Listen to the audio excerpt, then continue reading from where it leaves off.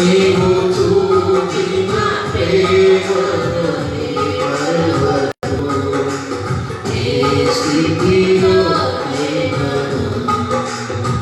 కొలువు చేసి మించినావు కోరదగినది ఏముంది నాలో స్వార్థమేయుగని సాటితుడా నీకు సాటెవరు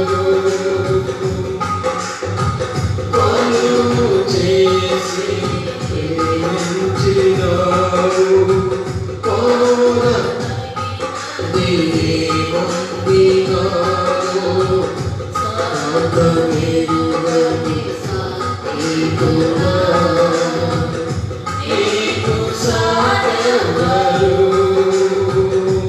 నీవే నా ప్రాణము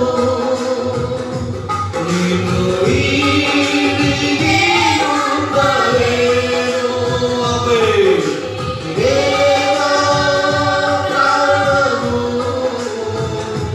నిన్ను వీడికి ఉండలేను నూతన గీతము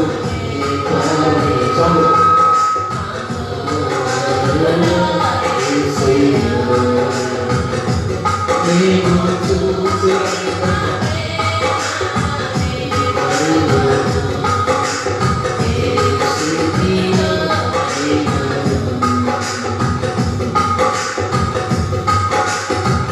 కడలి తీరం కనబడని వేళ కడలి కేక దేవించు వేళ కరుణమూర్తి వచ్చిన నీకు సాటెవరు కడలి తీరం కనబడని వేళ కడలి కేక దేవించు వేళ కరుణమూర్తి వచ్చిన నీకు సాటెవరు నీవే నా ధైర్యము నీ కృపయే ఆధారము నీవే నా ధైర్యము నీ కృపయే ఆధారము నూతన గీతము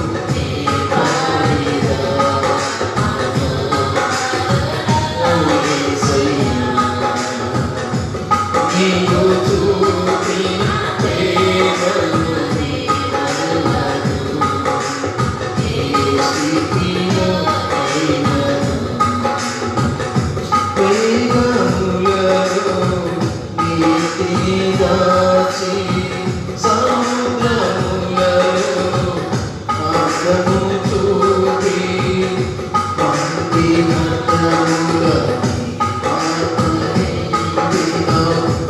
నీకు సాటెవరు మేఘములలో నీతిని దాచి సముద్రములలో మార్గము చూపిన పంపి మధ్యములో నీకు సాటెవరు నీవే నా హృదయము నీవే నా గమ్యము నీవే నా విజయము నీ మహిమే నా గమ్యము నూతన గీతము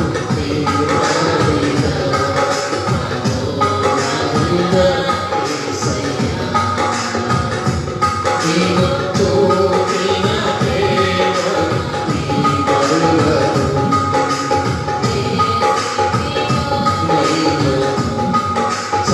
సమర్పణతో సేవి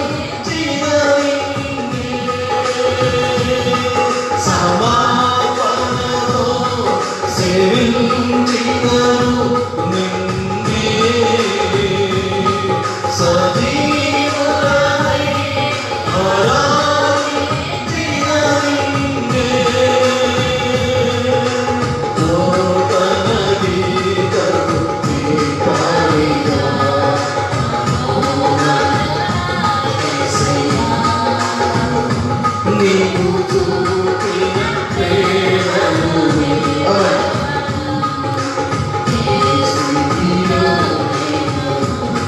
సమాపనతో సేవించెదను నిన్నే సజీవుడనై ఆరాధించెదను నిన్నే సమాపనతో సేవించెదను నిన్నే సజీవుడనై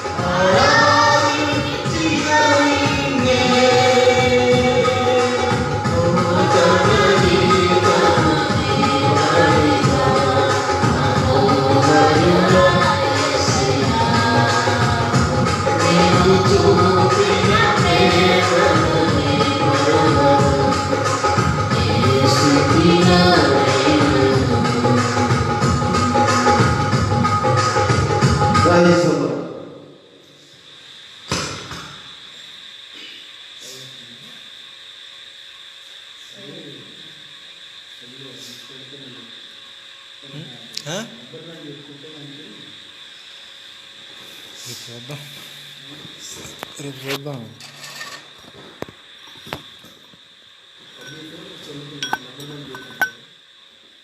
రబ్బర్ బ్యాండ్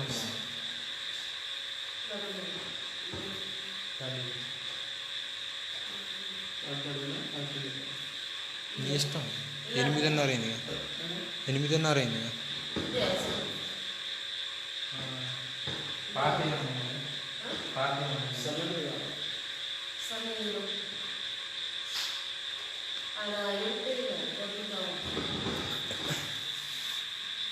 రోజుకెట్టే కానీ వెళ్ళిపోతాం.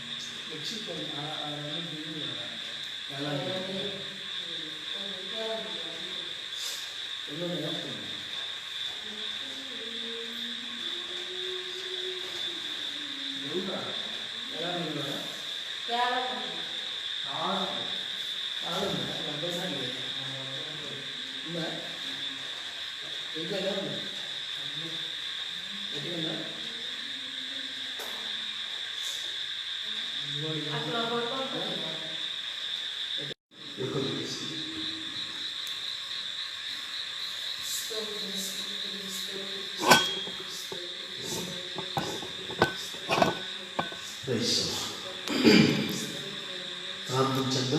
వాక్యం కొరకు పరిశుద్ధుడైన మా తండ్రి, ఇక నాయన నామంలో ప్రార్థన చేస్తున్నాం. గొప్ప దేవుడా, శక్తిమంతుడా, ఈ రాత్రి జరుగుతున్న స్తుతి ఆరాధనలో మీ నుండి మాతో మాట్లాడి మీ నామానికి మహిమ తెచ్చుకోమని కోరుచున్నాం. అక్కడ ఎంతో సమీపంలో కనిపిస్తాయి. అది మమ్మల్ని కట్టుకొని తల్లి కట్టడానికి సహాయం చేసి మీ కృప చూపమని ఈ స్తుతి ఆరాధనలో మీరే మాతో కూడా ఉండి మీ నామానికి మహిమ తెచ్చుకోమని దాసు మరుగుపరిచి నాతోటి మాట్లాడి మీ నామానికి మహిమ తెచ్చుకోమని యేసయ్య నామములో ప్రార్థన చేసి అడిగి వేడుకుంటున్నాము తండ్రి. ఆమేన్.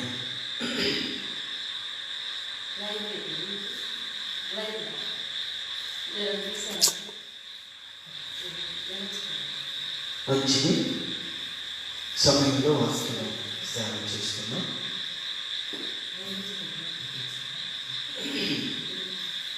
వాక్యం చూసుకున్నాం.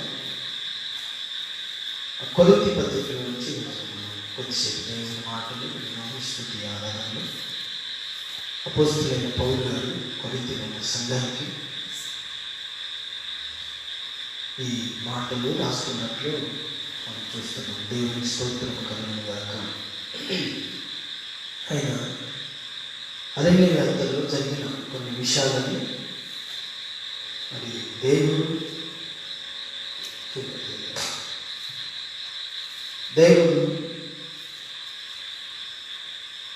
ఇంకా ఎక్కువ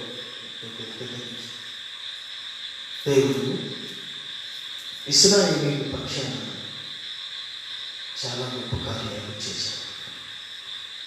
అరణ్యంలో వారిని 40 దినాలు పోషించారు. పోషించిన దేవుడు కొన్నిసార్లు వారు త్రోవ తప్పినప్పుడు వాళ్ళ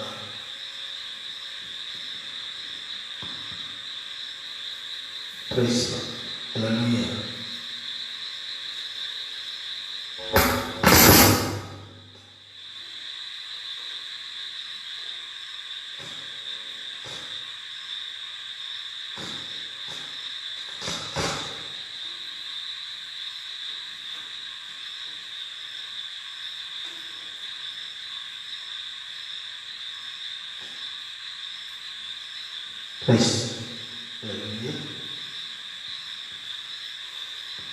కొన్నిసార్లు వారు కొంచెం తగ్గించేసాను ఎక్కువ వస్తుంది.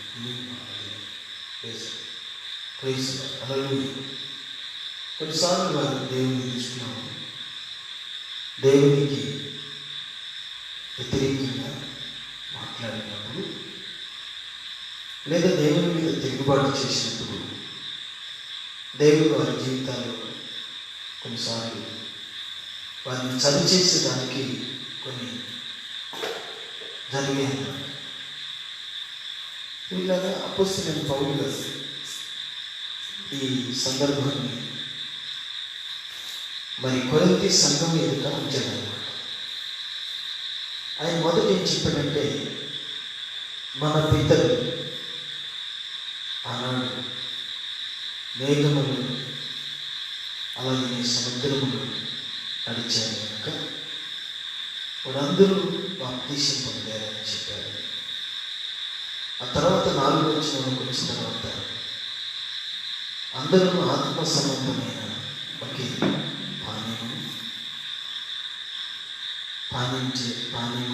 పానం చేసి ఉన్నారు. అలాగనే వారు చెప్పిన మాట ఏంటంటే, వారు తమను వెంబడించుతున్న ఆత్మ సంబంధమైన బండలో ఇది త్రాగి ఆ బండ క్రీస్తు అని అపోస్తలుడైన పౌలు గారు చెప్పారన్నమాట. చెప్తూ కిందకు వచ్చిన తర్వాత 8వ వచనంలోకి వచ్చిన తర్వాత ఒక 3 విషయాలు, ఒక ప్రాముఖ్యమైన మాటలను ఆయన కొరింథీ సంఘానికి చెప్పారన్నమాట. దేవునికి స్తోత్రం కలుగును గాక. ఆయన 3 విషయాలు చెప్తూ మొదటిది 8వ వచనంలో మాట్లాడుతున్నారు. మరియు వారి వలె మనం వ్యభిచరింపక ఉండును. వారిలో కొందరు వ్యభిచరించినందున ఒక్క దినము 23,000 మంది కూలి. దేవుడు ఏం చెప్పాడంటే, వ్యభిచరింపవద్దు అని చెప్పినప్పుడు వారిలో కొందరు ఏం చేశారు? 23,000 మంది ఏమైపోయారంటే కూలి. అందుకు పౌలు గారు ఏమంటున్నారంటే, మనం అలాగా ఉండకూడదు.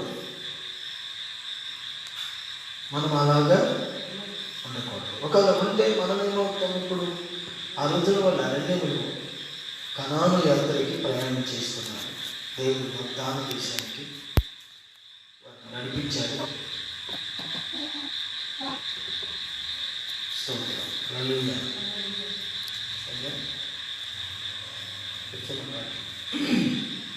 అయితే ఈ వాగ్దాన యాత్రలు చక్కగా బయలుదేరారు.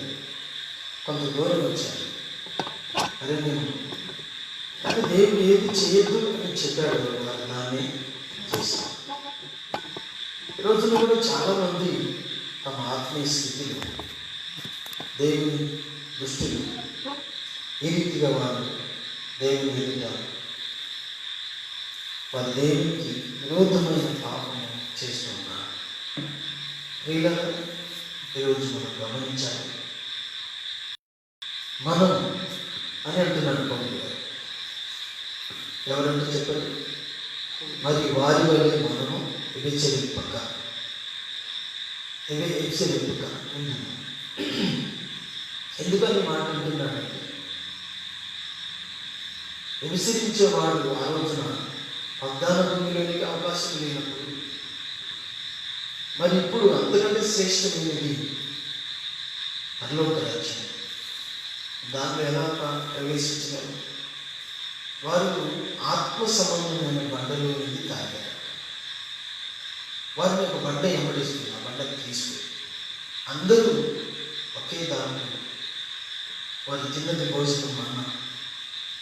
అలాగే దేవుడు వారికి బండ నుంచి మంచి వెనుకలు నీళ్ళని ఇచ్చాడు. అంటే రక్షించబడ్డారు, కానీ వారి స్థితి మార్చబడింది, వారి యొక్క బుద్ధి మార్చబడింది. అంటే వాళ్ళు రాను ఏం చేశారు అని అంటే, వాళ్ళలో ఉన్న వ్యభిచార సంబంధమైన మనసు వారిని వెంబడిస్తూ వచ్చింది కనుక అందరూ కాదు, కొందరని కూడా ఆయన చెప్తున్నాడు. ఏమంటున్నాడంటే, వారిలో కొందరు, ఏమంటున్నాడు పౌలు గారు? వారిలో కొందరు, అందరూ కాదు.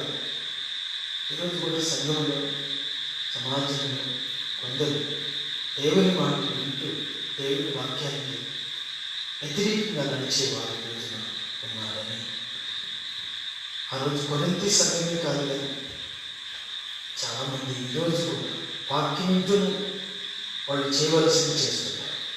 అందుకే ఈరోజు వాళ్ళ ఆత్మీయ స్థితి ఎలా ఉంది అంటే, అభివృద్ధి లేకుండా స్వస్థత మన జీవితాల్లో లేదు.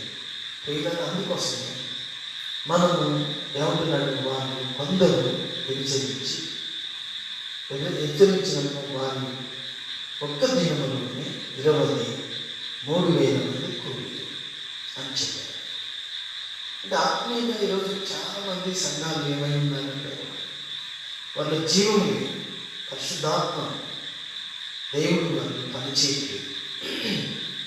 కనుక ఈ నూతన నిబంధన మనం గ్రహించి వాళ్ళకే అవకాశం లేకుండా పాలకేయులు ప్రకటించే దేశానికి అవకాశం లేకుండా దేవుడు చేస్తే అంతకంటే శ్రేష్టమైనది కన్నీళ్ళు లేదు, వేదన లేదు. అలాగే ఇక దానిలో ప్రవేశించిన తర్వాత మళ్ళా తిరిగి వచ్చే అవకాశం మనకి లేదు. అంత గొప్ప దేవుని రాజ్యం ప్రభుత్వం గొప్ప భాగ్యాన్ని దేవుడు ఇస్తున్నాడు. కనుక దాన్ని పొందేదానికి మనం మన సౌశీలం అనగా మన శరీరాన్ని, ఆత్మీయ శరీరం, అలాగే ప్రకృతి సంబంధమైన శరీరాన్ని ఎంతో పరిశుద్ధంగా కాపాడుకోవాల్సిన అవసరత ఎంతైనా ఉన్నది. కనుక మనం గమనించాలి. ఇంకొక మాట అంటున్నాడు, మనం చూడవచ్చు. మరలా 9వ వచనంలోకి వచ్చినప్పుడు ఆయన ఏమంటున్నాడంటే, మనం ప్రభువుని శోధింపక. చూసారు, ఎవరిని శోధింపక? ప్రభువుని. అక్కడ 8వ వచనంలో ఏమంటున్నాడంటే, మరియు వారి వలె మనము వ్యభిచరింపకూడదు. ఇక్కడ ఏమంటున్నాడంటే, మనము ప్రభువుని శోధింపక ఉంది. ఎవరిని శోధింపకూడదు అంటే దేవుని శోధింపకూడదు. ఎవరైతే శోధిస్తూ ఉంటారు ప్రియులారా, మనం గమనించాలి. ప్రభువుని ఏం చేయకూడదంటే శోధించకూడదు. కింద ఫుట్బాల్ ఒక మాట రాశాడు. ఏమన్నాడంటే, కొన్ని ప్రాచీన ప్రాంతంలో క్రీస్తు అని పాఠతరమైంది. అంటే యేసుని శోధించకూడదు. చాలామంది శోధిస్తున్నారు. ఏం శోధిస్తున్నారంటే, వాళ్ళ అవసరతలను బట్టి ప్రార్థన చేస్తున్నారు. వాళ్ళ అవసరం, వాళ్ళ అక్కర్ల కొరకు ప్రార్థన చేస్తున్నారు. అది కావాలి, అదే కావాలి, ఏది కావాలంటే వాళ్ళు ఏదైతే అనుకుంటున్నారో అదే కావాలి. దాని నిమిత్తము వాళ్ళు ఏం చేస్తున్నారంటే, ప్రభువు ఇస్తావా ఇవా, మాకు అది ఇస్తావా ఇవా అని శోధించడం ప్రారంభిస్తున్నారు. అరణ్యంలో ఇశ్రాయేలీయులు కూడా ప్రభువు ఏం చేశారంటే శోధించారు. ఆ రోజు శోధించడం వల్ల, ప్రభువుని శోధించడం వలన ఆయన ఏం చేశాడో తెలుసా? ఆర్మీ కూడా ఏం చేశాడంటే మనం గమనిస్తే ఆయన ఏమంటున్నాడు ఒకసారి చూద్దాం. ఒకసారి ఆ మాట చదువుతాం. మరియు ప్రభువుని శోధింపక ఉండును. వారిలో కొందరు శోధించి సర్పమునకు సర్పం వలె నశించి మీరు సనుగుకూడదు. వారు శోధించేమయ్యారు. ఎందుకు శోధించదంటున్నాడంటే, శోధించడం వల్ల వాళ్ళు వచ్చిన లాభం ఏంటి లేదంటే నష్టం ఏంటంటే, లాభం ఏంటి లేదు కానీ నష్టం ఏంటంటే, వారు శోధించినందుకు దేవుడు ఏం చేసినట్టే వాళ్ళని సర్పాన్ని పంపించారు. ఆ రోజు అనేక మంది అరణ్యంలో ఇశ్రాయేలు ఎక్కడ చూసినా పాపకరమైన సర్పాలు బయలుదేరి ఇశ్రాయేలుని చాలా మందిని కలిసి కొన్ని వందల వేల మంది అరణ్యంలో పోయి చనిపోయారు. ఎందుకు చనిపోయారు అంటే, ఇక్కడ పౌలు గారు కొరింథీలో ఉన్న సంఘాన్ని చెప్తున్నాడు. కొరింథీలో ఉన్న సంఘమా, మీరు వారి వల్లే ప్రభువుని శోధించబారు. ఒకవేళ వాళ్ళు శోధించి ఇది వాళ్ళ జీవితాలు ఎంత నష్టం కలిగింది అంటే, వాళ్ళ సిద్ధాంతాన్ని వాళ్ళ పద్ధతుల్ని మార్చుకోలేకపోయారు, వాళ్ళ బుద్ధి గుణాలను మార్చుకోలేకపోయారు. వాళ్ళు ఏది ఆశించారో దానిని కావాలి అది దేవుని చిత్తమా కాదో తెలుసుకోకుండా, అది దేవుని చిత్తమైనా కాకపోయినా కానీ దానిని బట్టి ప్రభువుని అడిగారు. అందుకే వాళ్ళు శోధించిన బట్టి దేవుడు ఏం చేసింది, వీళ్ళకి బుద్ధి చెప్పాలనుకుని ఏం చేశారంటే, వాళ్ళు ఉన్న అరణ్యములోనే భయంకరమైన విష సర్పాలను దేవుడు తీసుకొచ్చేసారు. అప్పుడు తీసుకొచ్చినప్పుడు అనేక మంది చనిపోతున్నారు. కలిసినప్పుడు ఒక రోజున దైవజనుడు ప్రార్థన చేశారు, ప్రభువా ఇంతమంది చనిపోతున్నారు ఎట్లా అంటే, అప్పుడు దేవుడు ఒక మంచి సలహా ఇచ్చాడు. ఏంటంటే, సరే నేను ఒక మార్గం చూపిస్తాను, దాన్ని చూడమని ప్రభు చెప్పాడు. ఏంటంటే, ఒక ఎత్తుని సర్పాన్ని చేయించి ఒక స్తంభం మీద ఎవరికైనా ఒకవేళ పాము, ఆ తాపకరమైన పామును కరిస్తే ఎదుగు వాడు తీసుకొని వచ్చి ఆ ఇత్తడి స్తంభం మీద నిలబెట్టి ఉన్న ఆ సర్పాన్ని వాడు చూడాలి. ఎవడు దానిని చూస్తాడో వాడు తక్షణమే స్వస్థత పొందుతాడు, లేదా వాడు బాగుపడిపోతాడని ప్రభు సెలవించాడు. అంటే దైవజనుడైన మోషే గారు ఇత్తడి సర్పాన్ని చేయించి ఇత్తడి సర్పాన్ని పైకెత్తాడు. ప్రభు అంటాడు, అరణ్యంలో మోసే ఆ రోజున ఎలాగైతే ఇత్తడి సర్పాన్ని పైకెత్తాడు, మనిషి కుమారుడు కూడా అలాగే పైకెత్తబడుచున్నాడు. ప్రభు మనందరి కొరకు కలవరి శిలువలో మరణించినాడు. ఇదిగో ఈ లోకములో సాతాను ఎవరిని మింగుదలని తిరుగుతున్నాడు. వాడి యొక్క తాపానికి చాలా మంది బలైపోతున్నారు, నాశనం అయిపోతున్నారు. వాళ్ళందరినీ విడిపించడానికి యేసుక్రీస్తు వారు విలువైనారు. మరి 20 సంవత్సరాల క్రితం ఈ లోకంలోకి వచ్చి అరణ్యంలో మోసే అలాగైతే సర్పాన్ని పైకెత్తాడు యేసుక్రీస్తు వారు, ఇదిగో భూమికి ఆకాశానికి మధ్యలో ఆ కలవరి శిలువలో వేలాడు తీయబడి ఉన్నాడు. ఆయన అందరి నిమిత్తము ప్రాణం పెట్టినాడు. దేవునికి మహిమ కలుగును గాక. దేవుని బిడ్డలారా, ఆయన మరొక మాట చెప్తున్నాడు, మనము చూడొచ్చు. 10వ వచనం ఒకసారి మళ్ళీ మనం చూడగలిగితే, మీరు సనుకుడి, వారిలో కొందరు సనుకుడి సహకుని చేత నశించి తిరిగి. ఇక్కడ 3వ విషయం ఏంటంటే, మీరు సనుకుడి, వారిలో కొందరు సనిగి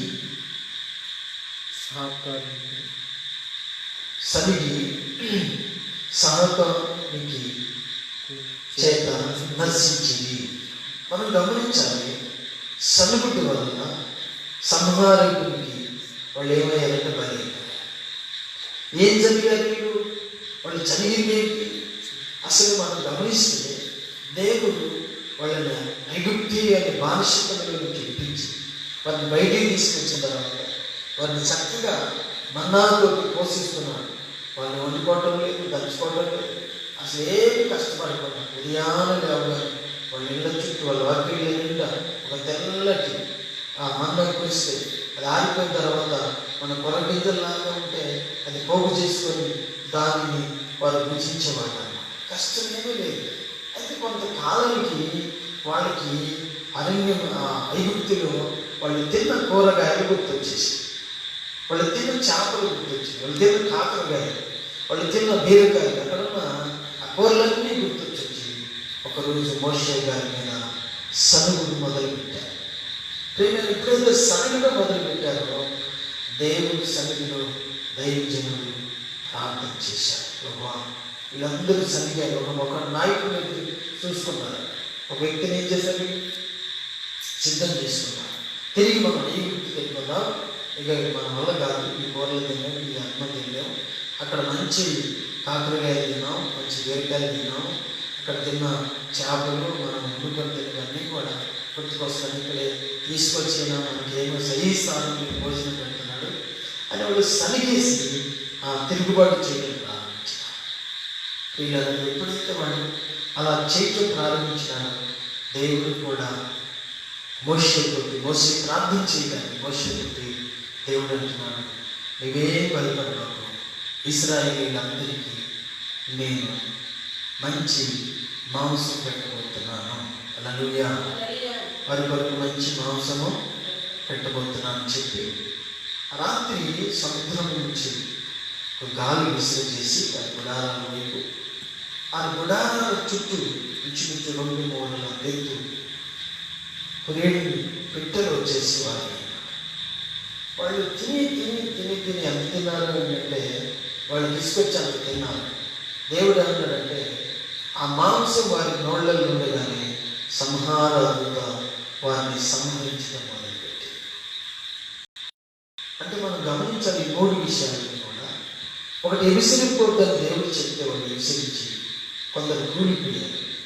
అలాగనే ప్రభువుని శోధించవద్దని చెప్తే వాళ్ళు శోధించి సర్పాల చేత కాటు వేయబడి నశించిపోయారు. అలాగని ఇక మరొక మాట ఏమంటున్నాడంటే మీరు సనగకూడదు అన్నట్టు వాళ్ళు ఏం చేశారు? సనగారు. ఈరోజు ఎంతమంది సనగొచ్చున్నారు? మాకు దేవుడు అది చేయలేదు, దేవుడు మాకు ఏం చేయలేదు, మా జీవితాలు ఇంకే ఉంటాయి. మేము ప్రార్థనకి వెళ్తున్నాం, కొన్ని సంవత్సరాల నుండి, కొన్ని నెలలు, కొన్ని సంవత్సరాల నుండి మందిరానికి వెళ్తున్నాం, కానీ మాకేమి మేలు చేయలేదు దేవుడు అని సనుగుతూ ఈరోజున ఎంతోమంది జీవితాలు గడుపుతున్నారు. ప్రియులారా, జాగ్రత్తగా గమనిస్తే సనగకూడదు. దేవుని చిత్తం ఏంటో, హల్లెలూయా, మనం దేవుని చిత్తం ఏంటో తెలుసుకోవాలి. ఆయన అంటున్నాడు, మనం జాగ్రత్తగా గమనిస్తే ఈ సంగతి వారికి సంభవించినది యుగాంతమునకు మనకి బుద్ధి కలుగుటకు రాయబడి ఉన్నది. Praise the lord. యుగాంతము మనకి బుద్ధి కలుగుతాయి. అంటే వాళ్ళని చూసి వాళ్ళు చనిగారు కనుక ఇక మనం కూడా చనిగితే మన పరిస్థితి కూడా అంతే. వాళ్ళు విశ్వసించారు కనుక మన పరిస్థితి కూడా అంతే. మనం కూడా విశ్వసించేవాళ్ళం. అలాగే వాళ్ళు ప్రభువుని శోధించారు కనుక, శోధించి దేవుని ప్రతి గురయ్యారు కనుక మనము కూడా ఆ స్థితిలో ఉంటే అలా ఏమవుతాం. యుగాంతం అంటే ఇగో ఈ యుగము అంతము సమీపించింది కనుక, ఈ యుగం యొక్క అంతము సమీపించింది కనుక ఈ సమీపించుకున్న ఈ సమయంలో మరి ముంచిన ఈ యొక్క చిన్న విషయాన్ని మనం గమనించాలి. దేవుని స్తోత్రం. వృత్తాంతములు అనంటే ఒక గుర్తుగా దేవుడు మన ముందు ఉంచాడు కనుక వాటిని బట్టి జాగ్రత్త పడవలసిన అవసరత ఎంతైనా ఉంది. ఆయన పనులు వచ్చినానని తలంచుకున్నవాడు ఏం చేయాలంటే చెప్పండి, నిలుచున్నానని తలంచుకున్నవాడు పడుకున్నట్టు జాగ్రత్తగా చూసుకోవాలి. నిలుచున్నాను, ఎక్కడ నిలుచున్నాను? సరిగ్గా దగ్గర నిలిచాను, ప్రభువును శోధించే దగ్గర నిలుచున్నాను, లేకపోతే అలాగని విమర్శించే వాళ్ళ దగ్గర నిలుచున్నాను, లేకపోతే దేవుని వాక్యం చెప్తున్నట్టు ఎక్కడ నిలుచున్నానని చూసుకునేవాడు పడకుండా చూసుకోవాలి. పడకుండా చూసుకోవాలంటే అది మన వల్ల జరిగే పని కానీ కాదు. దేవుని సహాయం కావాలి, దేవుని యొక్క సహాయం కావాలి. దేవుని స్తోత్రం. జాగ్రత్తగా చూసుకోవాలి.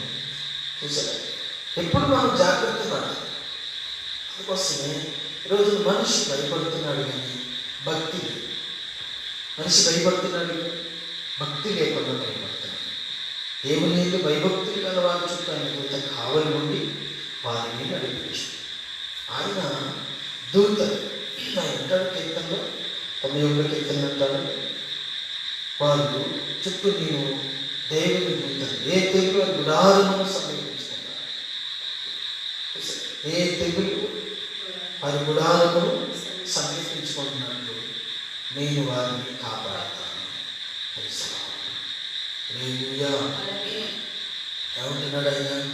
చూడండి ఒకసారి 91 కీర్తన మనం చూసినట్టు, నీ ప్రక్కన 1000 మంది పడిను, నీ కుడి పక్కన 10,000 మంది కూలిను, అపాయం ఎదుగుతున్నారు, నీ కనులారా చూస్తుండగా భక్తిహీనుల ప్రతిఫలము కలుగును. చూసారు, నీ కుడి పక్కన 1000 మంది పడిను, కుడి పక్కన 10,000 మంది కూలిను, అపాయం నీ వద్దకు రాదు. నీకు అపాయం రాదు. ఏ తెగులు నీ గుడారము సమీపించు. నీ మార్గములన్నిటిలో నిన్ను కాపాడుటకు ఆయన నిన్ను గూర్చి తన దూతలకు ఆజ్ఞాపించును.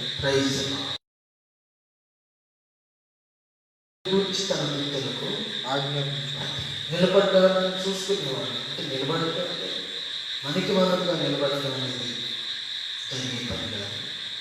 కాబట్టి మనం దేవుని చేతులు మనం ఉంటే ఆయన మనల్ని పడకుండా చూసుకుంటాం. చాలామంది ఈరోజు పడిపోతారు, పాపంలో పడిపోతారు, ఏ విషయాల్లో పడిపోతారు, ప్రభువుని సొంతం చేసేది పడిపోతారు. ఎక్కడ చూసినా ఇలాంటి పరిస్థితులు ఎదురవుతుంది కనుక, ఇక దేవుని రాకడ సమీపంగా ఉంది కనుక మనం ఏం చేయాలంటే ప్రభువుని రాకడికి సిద్ధపడాలి. దేవుని వాక్యంలో మనం చూసినట్లయితే ఆయన అంటాడు, పవిత్ర పత్రికలు మనం చూడగలిగినట్లయితే ఆయన ఏమంటున్నాడంటే 6వ అధ్యాయంలోకి వస్తే ఆయన రాకడలో నిలుచుండటానికి 6:9 వచ్చి మనం చూడగలిగితే ఆయన ఏమంటున్నాడంటే అన్యాయస్తులు దేవుని రాజ్యము వారసులు కానీ నీకు తెలియదా? మోసపోకుడి, జారులైన విగ్రహారాధికులైనను వ్యభిచారులైన అంగలిప్తమైన వాడు ఆడంగతనము గలవారైన పురుష సాంగిత్యము గలవారు పురుష సంయోగులైన దొంగలను లోగులైన దూషికులైనను దూషించుకున్న వారైన దేవుని రాజ్యమునకు వారసులు కానివారు. గమనించాలి. ఎందుకు పౌలు గారు ఈ సంఘానికి మాటలు రాస్తున్నారంటే దేవుని రాజ్యాన్ని స్వతంత్రించుకోవాలి. వారు స్వతంత్రించుకోలేకపోయారు వాగ్దాన దేశాన్ని. కారణం ఏంటంటే వారు శోధించారు.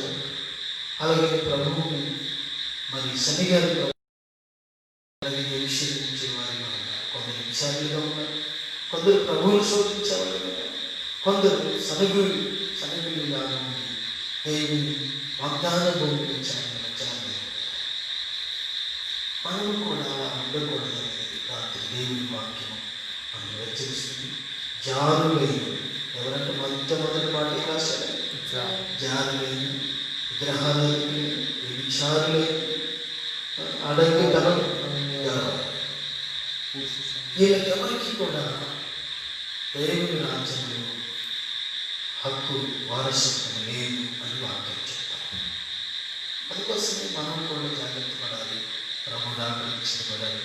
ఇవి ఏమైనా ఉంటే వాటి నుంచి మనం దూరం అయిపోయి ప్రభువా పరిశుద్ధతలో నిలబెట్టాలి, మీరు ఆఖరి వరకు నన్ను నిలిచి ఉండేటట్టుగా సాధించి ప్రభు అని ప్రార్థన చేసుకొని దేవుని సన్నిధిలో ముందుకెళ్ళాలని ప్రభు రాకడ సమీపించింది. రాకడికి సిద్ధపడుతుంది. మరి మనం ప్రార్థన చేస్తున్నాం, అందరం కూడా నమస్కున్నాం. ప్రభునాన్ని బట్టి ప్రార్థన చేద్దాం. పరిశుద్ధులైన మా తండ్రి, ఈ రాత్రి మంచి మాటలు మాకు వినిపించినందుకు మీకే మహిమ కలుగుగా. ఈ లైన్లో అందరైతే వింటున్నాను వారందరికీ చేసే నామంలో విశ్వాసము కలుగునుగా చూపండి. మీ నామాన్ని మమ్మల్ని సిద్ధపరచమని నిజమే తండ్రి. ఇదిగోనైనా మరి కొరింథీ సంఘానికి పౌలు గారి మాటలు చెప్పారు. ఇశ్రాయేలు లోబాన్ని తీసుకొని సంఘానికి వేసి మనం అలా ఉండకూడదు అని హెచ్చరించారు. నిజమే తల్లి. ఈ రోజున మరి ఇలాంటి ఎంతో మంది సంఘాన్ని తల్లి పైకి మాత్రమే భక్తి కలిగి ఉంటున్నాం, లోపల మీ శక్తిని ఆచరించలేకపోతున్నారు. సహాయం చేయి, శక్తిని పరిశుద్ధపరచండి, సంఘులందరినీ కూడా ఆదరించడం మీ కృపలో జ్ఞాపకం చేసుకోమని కోరుతున్నాను. తల్లి నాయన స్తోత్రం ప్రభావం. అలాగే రేపు ఈ కాలం జరుగుతున్న ఆరాధనలు బట్టి స్తోత్రం. ఈ కాలపు ఆరాధనలో నుండి నామానికి మహిమ తెచ్చుకోండి, ప్రజలతో మాట్లాడండి, వచ్చిన ప్రతి ఒక్కరిని ఆదరించండి. ఈ కాలం రాత్రి దాసులు సాగుకొని అయినా సమయంలో జ్ఞాపకం చేస్తాం. రాకపోతే మనం సిద్ధపడుతుంది మాటలు అందరి జీవితాలు యేసయ్య నామములో ఫలించునుగా. వర్ధిల్లించి ఆశీర్వదించి మమ్మల్ని ఆరోగ్యవంతులుగా ఉంచండి. రేపు ఆరాధన సిద్ధపరచు, ప్రతి ఆటంకము యేసయ్య నామములో తొలగించబడునుగా. వర్షం ఆటంకపరచుకుని తల్లి ఆరాధన ఏమాత్రం వర్షం ఆటంకం లేదు. ఆరాధన ఎంతవరకు వర్షం యేసు నామములో ఆగునుగా. సాధించమని సన్నిధించమని మహిమ తెచ్చుకున్నాను. యేసయ్య నామములో ప్రార్థన చేసి ఇంతవరకు ఈ మాటలన్నీ మా జీవితాలు పంపించాను. యేసయ్య ప్రార్థన చేసి మనవులన్నీ పొంది ఉన్నాము తండ్రి. ఆమేన్. నా ప్రాణమా యెహోవాను సంతోషించు, నా అంతరంగమా సమస్తమైన పరిశుద్ధ నామమును సంతోషించు.